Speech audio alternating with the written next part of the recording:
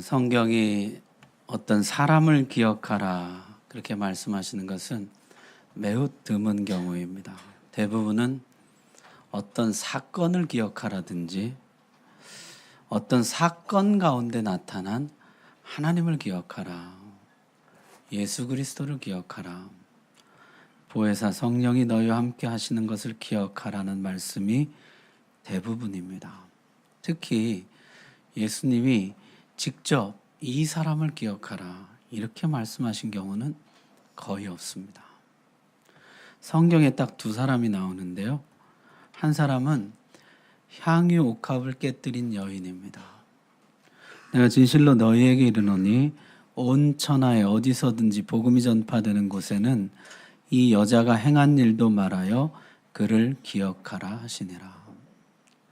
그리고 오늘 나오는 롯의 처를 기억하라. 향유 옥합을 깨뜨린 여인은 이해가 됩니다. 자신의 인생 미래를 바쳐서 주님을 섬기고 예배했던 사람이에요. 기억할 만하고 본받을 만한 것이죠. 그런데 롯의 처는 뭐지? 왜 이 사람을 기억하라고 주님이 친히 말씀하셨지? 의문이 듭니다. 이 말씀의 배경은 이렇습니다. 예수님이 10명의 나병 환자를 고쳐주셨습니다. 나병은 당시 불치병이었습니다. 나병은 하나님만 고쳐주실 수 있는 병이었죠. 그런데 주님이 그런 나병 환자 10명을 고쳐주셨습니다. 10명이 갖는 의미는 큰 것입니다. 어쩌다 한 사람이 아니라 예수님께 나오는 자는 누구든지, 그런 의미였습니다. 사람들은 충격을 받았습니다. 나병 환자가 고침받는 것은 하나님의 나라가 이 땅에 임하는 징조이기 때문입니다. 세례 요한이 예수님을 의심했던 적이 있었죠. 오실 그이가 당신이 오니까 우리가 다른 일을 기다리오리이까. 그때 주님의 대답이, 예수께서 대답하여 이르시되 너희가 가서 듣고 보는 것을 요한에게 알리되 맹인이 보며 못 걷는 사람이 걸으며 나병 환자가 깨끗함을 받으며 못 듣는 자가 들으며 죽은 자가 살아나며 가난한 자에게 복음이 전파된다 하라. 하나님의 나라가 이 땅에 임할 때 나타나는 일들이 여러 가지예요. 맹인이 보고 못 걷는 사람이 걷고 나병 환자가 깨끗함을 받고 못 듣는 자가 듣고 죽은 자가 살아나며 가난한 자에게 복음이 전파됩니다. 그 하나님 나라가 임할 때 일어나는 일 중에 뭐가 들어있습니까? 나병 환자가 깨끗함을 받는 것이 있어요. 이런 일들이 일어나거든 하나님의 나라가 가까운 줄 알라. 하나님 나라가 나타날 때 일어나는 일들, 나병 환자가 깨끗함을 받는 것이죠. 아, 이제 하나님 나라가 임하는구나. 그러자 주님 말씀이 그 나라는 이미 시작되었다. 너희 안에서 이미 시작되었고, 그리고 내가 다시 오는 날, 그날에 그 나라는 완성될 것이라. 따라서 이미 시작된 하나님 나라, 그러나 아직 완성되지 않은, 완성을 향해 가고 있는 하나님 나라, 우리는 그 중간 과도기를 살고 있는 것입니다. 어떻게 살아야 할까요? 주님이 두 가지 예를 드셨어요. 하나는 노아의 예입니다. 27절 한번 보십시오. 17장 27절 우리 같이 한번 읽읍시다. 시작. 노아가 방주에 들어가던 날까지 사람들이 먹고 마시고 장가들고 시집가더니 홍수가 나서 그들을 다 멸망시켰으며, 대홍수를 앞에 두고, 큰 멸망을 앞에 두고 사람들은 먹고 마시고 장가들고 시집가는 일에 몰두하고 살았다는 것입니다. 사람들은 하나님에게는 관심이 없었습니다. 먹고 마시고 장가들고 시집가고 거기에 몰두해 살았다는 것인데요. 이 단어가 미완료 시제예요. 우리나라 시제는 없는 시제인데 번역을 하자면 이런 것이에요. 먹고 또 먹고 마시고 또 마셨다는 것이에요. 현실에 몰입, 세상을 끊임없이 추구하고 탐내고 빠져들어갔다는 것입니다. 자, 또 하나는 롯의 때와 같다. 28절 보세요. 28절. 자, 28절, 29절 같이 한번 읽을까요? 시작. 또 롯의 때와 같으리니 사람들이 먹고 마시고 사고 팔고 심고 집을 짓더니 롯이 소돔에서 나가던 날에 하늘로부터 불과 용이 비오듯 하여 그들을 멸망시켰느니라. 아멘. 여기도 미완료 시제요. 먹고 또 먹고 마시고 또 마시고 사고 팔고 심고 집을 짓는 일에 완전히 몰두하고 빠져서 세속적인 즐김의 삶을 끊임없이 추구하고 반복했다는 것입니다. 대심판을 앞에 두고 불심판을 앞에 두고 사람들은 전혀 하나님께 관심이 없었습니다. 세상은 주님 다시 오실 때까지 그럴 것이다. 그렇다면 우리가 어떻게 살아가야 할까요? 내 안에 이미 시작된 하나님의 나라를 확장하면서 살라는 것이에요. 예, 주님, 우리가 이미 그렇게 살고 있지 않습니까? 우리는 이미 은혜 안에 있으며 주님을 따르고 있지 않습니까? 거기서 나온 말씀이 롯의 처를 기억하라 입니다. 롯의 처야말로 은혜 안에 있었던 사람이죠. 롯의 처는 믿음의 조상 아브라함의 가정에 들어오는 특권을 누렸습니다. 경건한 의인이라고 성경이 말하는 롯을 남편으로 얻게 되었습니다. 아브라함을 백부로, 우리 중고등부 학생들은 백부라 그러면 잘 모르는 큰아버지로 얻게 되었습니다. 아브라함의 가정에 들어와서 믿음의 조상들의 삶을, 그 경건한 삶을 가까이서 볼 수 있게 되었습니다. 큰 특권인 것이죠. 전설의 투자자 워렌 버핏이 그 사람과 점심 식사 3시간 하는데 그 시간을 경매에 붙였는데 2016년에 345만 달러에 낙찰됐다 그래요. 우리나라 돈으로 하면 41억입니다. 그 사람과 3시간 같이 밥 먹는데 41억. 그런데 많은 사업가들이 여기에 달려들어요. 그 3시간 동안 받는 통찰력과 영감이 그 값을 하고도 남는다는 것이에요. 저도 그럴 것 같아요. 만약에 주길철 목사님, 손양원 목사님 이런 분들과 하루를 보낼 수 있다 그러면 저도 달려들 것 같아요.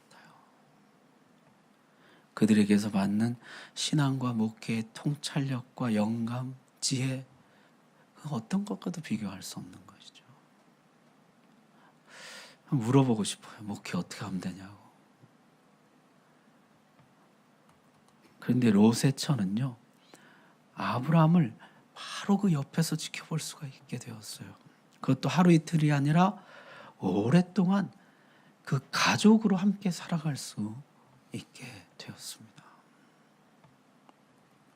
아브라함이 본토 친척 아비집을 떠나서 알지 못하는 땅으로 갈 때, 애굽에서 하나님이 지켜주실 때, 전쟁 포로에 잡혀갔지만 하나님 거기서 건져내 주실 때, 멜기세덱이 나와서 이 승리를 하나님이 주신 것이라 하나님 찬양하라 할 때, 천사들이 소돔성을 심판하겠다고 경고할 때, 그 모든 자리에, 그 현장에 롯의 처는 함께 있을 수가 있었습니다.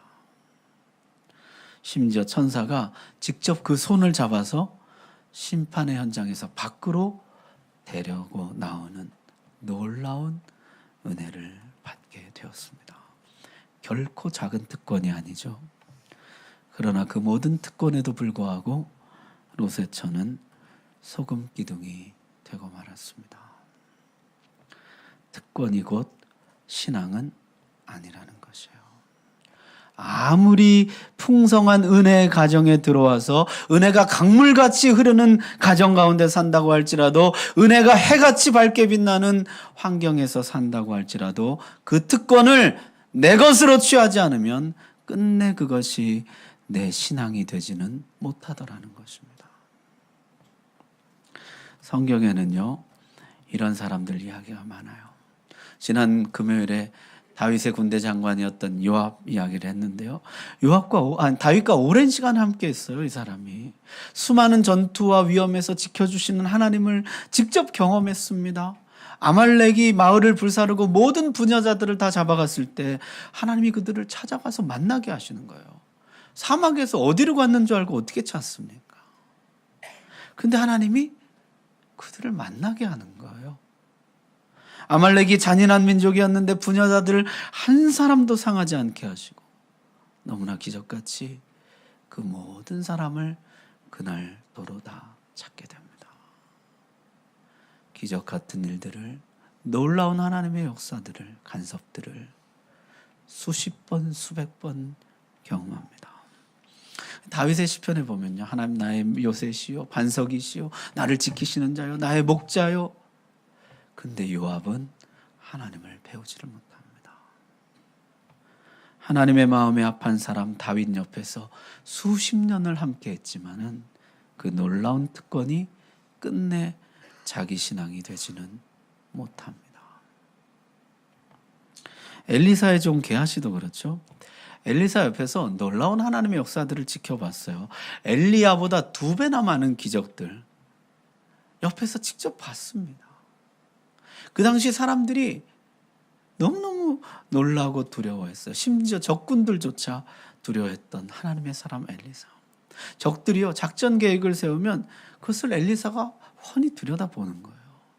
군대를 보내면 거기 이미 군사가 와 있고, 또 이쪽으로 가면 거기 이미 대책을 세워놓고 있고.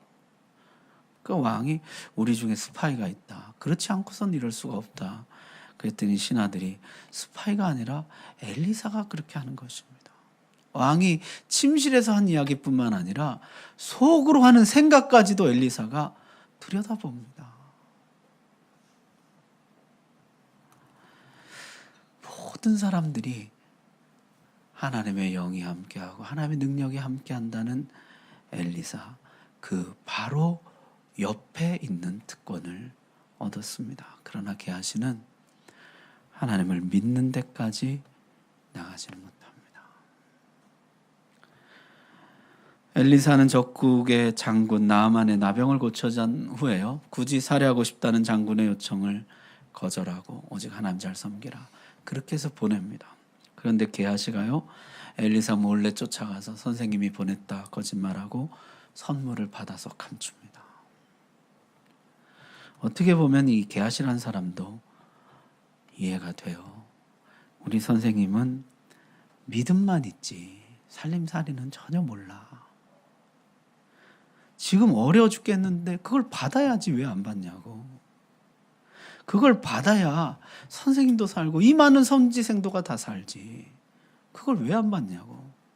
나라도 가서 받아야지. 그러고 가서 받은 것이에요. 게하시는 하나님의 능력 가장 가까이에 있을 수 있는 특권을 받았지만 결국 하나님을 신뢰하는 믿음에 이르지는 못합니다. 성경에 그런 사람들이 너무너무 많아요. 야곱 옆에 20년이나 함께 있었던 외삼촌 라반, 너무 많이 봤어요. 하나님이 어떻게 일하시는지. 요셉 때문에 하나님이 복을 주고 형통하게 하시는 것을 옆에서 지켜보았던 보디발, 모세 옆에서 하나님의 능력을 지켜보았던 고라와 다단과 아비람, 바울과 함께 주님을 섬겼던 마가와 데마, 그리고 무엇보다 예수님 옆에서 직접 그 말씀을 듣고 그 능력을 볼 수 있었던 가룟 유다에 이르기까지. 특권은 받았지만은 그 특권이 내 신앙으로 연결되지는 못했던 수많은 로세처들, 은혜 아래 살았지만 그 은혜가 끝내 내 믿음이 되지는 못했던 수많은 로세처들 이야기가 성경에는 있습니다. 오늘 우리 중고등부 학생들과 함께 예배드리는데요, 여러분, 우리 중고등부 학생들이 이 어릴 때부터 하나님을 알고 예배하고 이렇게 나와서 말씀을 암송하고 어른들의 사랑과 기도를 받고 축복을 받고 자라는 것, 특권이죠. 은혜죠. 이렇게 좋은 교회에서 제 입으로 좋다고 말하려니까 좀 이렇게 좋은 예배를 드리면서 우리 찬양팀 성가대 얼마나 좋아요. 찬양. 좋은 말씀을 들으면서 중고등부 전사님 말씀. 좋은 믿음의 사람들과 교제하면서 특권이죠. 그러나 특권이 곧 신앙은 아닙니다. 모든 특권이 신앙으로 연결되는 것은 아닙니다. 내 믿음으로 취해야 하는 것이죠. 교회 울타리 안에 있다고, 은혜 안에 있다고 다 내 믿음이 되는 것이 아닙니다. 우리는 얼마든지 롯의 처가 될 수가 있습니다. 롯의 처를 기억하라. 그 은혜가 지금도 내 것이 되고 있는가를 한번 돌아보고, 그 특권이 지금도 내 신앙으로 연결되고 있는가를 점검해 보라는 것입니다. 근데 이런 생각이 좀 들 수도 있죠. 하나님도 참 쫀쫀하시지. 뒤 한 번 돌아봤다고 소금 기둥을 만드시나? 무슨 큰 죄를 저지른 것도 아니고 뒤 한 번 돌아본 게 뭘 그렇게 잘못이라고? 궁금하면 좀 돌아볼 수도 있는 거 아닌가? 하나님이 분명하게 이렇게 말씀하셨어요. 여러분 창세기로 한번 가보세요. 창세기 19장입니다. 창세기 19장 17절 말씀 보십시오. 구약성경 23쪽입니다. 창세기 19장 17절 같이 한번 읽읍시다. 시작. 그 사람들이 그들을 밖으로 이끌어낸 후에 이르되 도망하여 생명을 보존하라. 돌아보거나 들에 머무르지 말고 산으로 도망하여 멸망함을 면하라. 아멘. 그 손을 잡아서 심판의 자리에서 이끌어내신 후에 도망하라. 빨리 여기를 떠나라. 그래서 생명을 보존하라. 돌아보거나 머물지 말고 빨리 여기를 떠나라. 그렇게 말씀하셨어요. 네가 살 길은 여기서 빨리 도망치는 것밖에 없다. 돌아보거나 머물거나 하지 말고 빨리 여기를 벗어나라. 여러분, 많은 사람들이요, 내가 소돔 사람들 같이 죄만 안 지으면 되지, 소돔에 사는 게 무슨 문제야, 이렇게 생각합니다. 주님은 이렇게 말씀하십니다. 너희는 아직 세상의 위력을 알지 못한다. 세상은 결국 너희의 마음을 얻고야 말 것이다. 너희는 마음을 빼앗기고야 말 것이다. 세상은 너희의 모든 생각을 지배할 것이다. 너희의 모든 행동과 결정에 영향을 미칠 것이다. 너희는 결국 세상을 사랑하고야 말 것이다. 너희의 모든 관심, 사랑, 헌신, 충성을 세상에 빼앗기고야 말 것이다. 여러분, 세상의 위력을 가볍게 여기지 마십시오. 살인하지 말라, 간음하지 말라, 도둑질하지 말라, 그런 죄만 안 지으면 됐지. 소돔에 사는 게 무슨 죄입니까? 천만에요. 바울의 동역자 중에 데마라는 사람이 있습니다. 바울과 함께 주님을 섬기고 복음을 전하고 심지어 함께 감옥에까지 갔던 사람이에요. 그러나 데마는 바울을 떠나서 데살로니가로 돌아갑니다. 왜 그랬냐면 세상을 사랑해서 그랬다는 거예요. 데마는 이 세상을 사랑하여 나를 버리고 데살로니가로 가고, 세상의 힘이 그렇게 강력합니다. 주님을 위해서 감옥까지 갔던 사람도 돌이킬 만큼 세요. 이런 사람들을 우리는 지금도 어렵지 않게 만날 수가 있습니다. 예전에 중고등부 때 교회 열심히 나갔지만 지금은 안 나간다는 사람들, 한때 중고등부 회장, 청년부 회장, 남전도 회장, 여전도 회장, 많은 모임에서 앞장서서 주님을 떠났지만 지금은 더 이상 주님을 섬기지 않는 사람들 너무나 자주 볼 수가 있어요. 더 이상 교회 안 나간다는 사람들이 우리나라만 100만 명에 이른다 그래요. 저는 예전에 중고등부 때 교회 잘 나오다가 지금 안 나오는 아이들을 보면요, 죄책감이 듭니다. 그때 잘 나올 때 믿음을 심어줬어야 되는데, 그때 잡아줬어야 되는데, 잘 나올 때는 괜찮겠거니 했다가 잃어버린 다음에야 이제야 되찾겠다고 전전긍긍하는 거. 경주를 중단한 사람들, 그들은요, 성경이 진리가 아니라는 사실을 깨달았거나 예수가 거짓이라는 새로운 사실을 발견했거나 그래서 떠나가는 것이 아닙니다. 세상이 좋아서 떠나가는 것입니다. 소돔을 사랑해서 떠나가는 것입니다. 우리는 누구라도 롯의 처가 될 수가 있습니다. 떠나라는데 못 떠나고 손을 잡고 끌고 나왔는데도 뒤를 돌아보고 세상의 집착, 미련, 세상은 그렇게 강력한 힘을 가지고 있습니다. 빨리 떠나라. 뒤돌아보지 말고 머물지 말고 빨리 이곳을 벗어나라.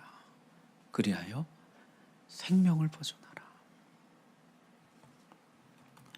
여러분, 죄 짓는 만큼 위험한 것이 죄의 언저리에 머무는 것입니다. 죄로 가득한 환경, 언제든지 손만 뻗으면 죄를 지을 수 있는 소돔에 머물러 살면서 나는 그래도 죄는 안 지어, 죄는 안 지어 스스로 위안하고 사는 것이에요. 여러분, 오늘 성경의 말씀을 기억하십시오. 도망치라. 뒤도 돌아보지 말고 머물지 말고 빨리 여기를 벗어나라. 그리하여 생명을 보존하라. 그렇지 않으면 너는 끝내 소돔에 잡히게 될 것이다. 너는 끝내 소돔을 떠나지 못할 것이다. 자, 뒤를 돌아본 결과 어떻게 되었습니까? 소금기둥이 되었죠. 소돔성은 사해바다에서 나는 소금으로 풍요로움을 누렸습니다. 롯의 처는 그 풍요로움을 사랑했죠. 결국 그는 소금기둥이 되어 버렸습니다. 소돔성은 이 심판을 받아서요, 그때 불과 유황이 떨어지면서 땅속으로 꺼지게 되었다 그래요. 그래서 지금은 사해바다 깊은 곳에 잠겨 있습니다. 지구상 가장 해발이 낮은 곳으로 한 번 물이 들어가면 나올 수 없는 곳이 되었죠. 성경의 교훈입니다. 한 번 들어가면 나올 수 없는 곳. 그것이 소돔이에요. 끝내 그 소돔과 함께 망하게 될 것이라. 여러분, 우리 속에는요, 죄를 사랑하는 본성이 있습니다. 거짓과 속임, 음란과 정욕, 탐욕과 게으름, 시기와 교만이 내 속에 살아있어요. 늘 깨어있지 않으면 소돔으로 마음이 기울게 됩니다. 심판당하는 소돔을 보면서도 떠나질 못해요. 뒤를 돌아봅니다. 꺼내와도 도로 들어가요. 빨리 도망치고 벗어나야 합니다. 은혜 아래 있다고 안심하지 말고, 특권 있다고 자만하지 말고, 소돔 사람들 같이 내가 죄는 짓지 않는다고 합리화하지 말고 빨리 떠나라. 빨리 벗어나라. 누구라도 롯의 처가 될 수 있으며 언제라도 소돔에 다시 붙잡힐 수가 있다는 것입니다. 그렇다면 어떻게 살라는 것일까요? 세상을 등지고 살라는 것인가? 먹고 마시고 사고 팔고 시집가고 장가가고 심고 집을 짓는 이 모든 일상을 다 중단하라는 것입니까? 아닙니다. 주님은 다시 오시는 날, 주님 이 땅에 다시 임하시는 날의 광경을 이렇게 묘사하고 있습니다. 다시 누가복음으로 오셨어요. 누가복음 17장 34절 35절을 한번 보십시오. 누가복음 17장 34절 35절.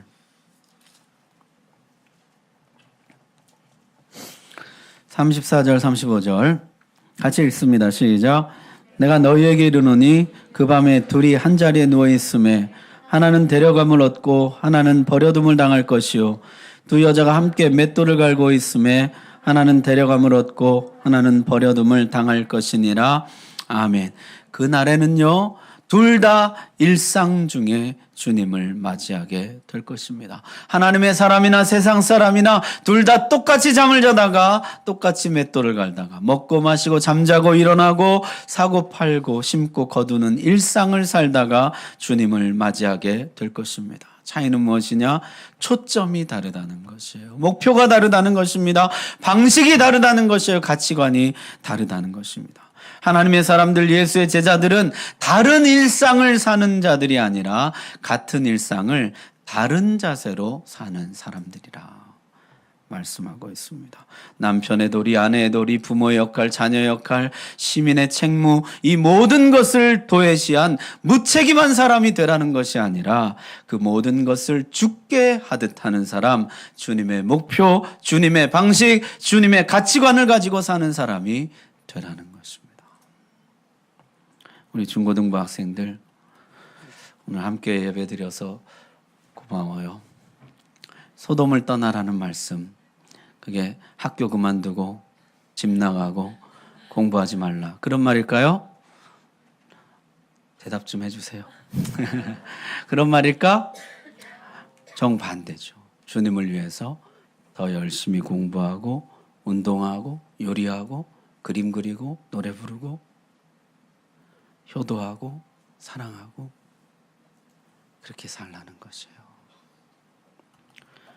우리 아빠가 목사님이야, 그런 철없는 소리 하지 말고, 난 은혜 아래 있어, 난 특권을 받았어, 나는 믿는 가정에서 태어났어,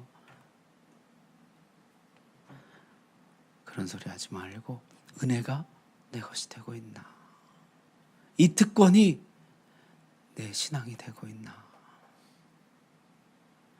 나는 소돔으로부터 충분히 멀어져 있나, 나는 나의 일상을 주님의 제자답게 살아가고 있나, 내 목표는 주님의 목표이며 내 가치관은 주님의 가치관이며 내가 살아가는 방식은 주님이 이 땅을 사셨던 방식인가, 그걸 점검해 보라는 것이에요. 그것이 믿음인 것입니다. 오늘 말씀 여러분의 말씀으로 받으시기 바랍니다. 기도하겠습니다.